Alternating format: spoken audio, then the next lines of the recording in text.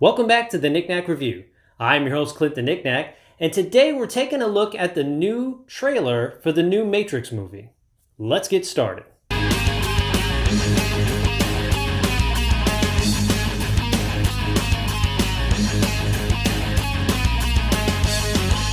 Well, we finally get our first look at the new trailer, and I have to say, at first I really wasn't that excited after seeing the trailer. It has some great visuals, some great effects. It's nice to see some of the cast. You have Keanu Reeves, you have Carrie-Anne Moss, but you have what seems to be a new Morpheus. And that, they could easily explain in The Matrix why Morpheus looks different. I have no idea why they would not have Lawrence Fishburne back. That doesn't make any sense to me. I have heard nothing as to why they didn't have him back. The only thing I might have heard, I think, was that they just didn't contact him, which makes no sense. However, I will say this movie, from my understanding, actually takes place after the first Matrix movie and kind of wipes away Revolutions and Reloaded. If I'm wrong on that, please let me know. However, I feel like those movies are already established, so why would you try to erase them regardless of how popular they were or whatever? It's part of the trilogy, and I myself liked the movies. I enjoyed some of the characters. Seraph was my absolute favorite character in the Matrix trilogy, but I just feel like that is a cheap attempt to try to capture the magic of the very first movie. It's 2021, it's not 1999 anymore, so this movie is not going to be so revolutionary as to like the movie experience in general. I feel like this movie is a cheap, not necessarily a cheap, probably very expensive cash grab, just to kind of hoping that your nostalgia really brings you back. But I'm just really, really hopeful for this movie because I want to like it.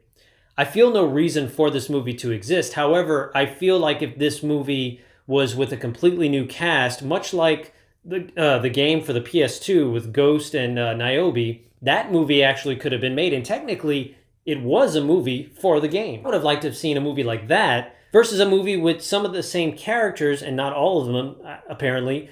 But I feel like it's just a cheap way to get butts in the seats, and hopefully your nostalgia drives you and makes you enjoy this the most. Now, I'm not trying to knock this movie at all. I'm really hoping that it's a great movie. I'm kind of hoping we get a trilogy, because if we just get this one movie, I feel like that is kind of a sucker punch to us and it makes no sense. I want to see an actual trilogy out of this new movie if it's good enough and if I feel like it deserves a trilogy, and to tell a brand new story that actually makes sense. However, if this is supposed to take place directly after the first one, then technically this would be part 2, and we'd have one more movie after this, which would now be the new part 3. It's confusing, but I get it. I just really, really want this to be good because I feel like it's not necessary.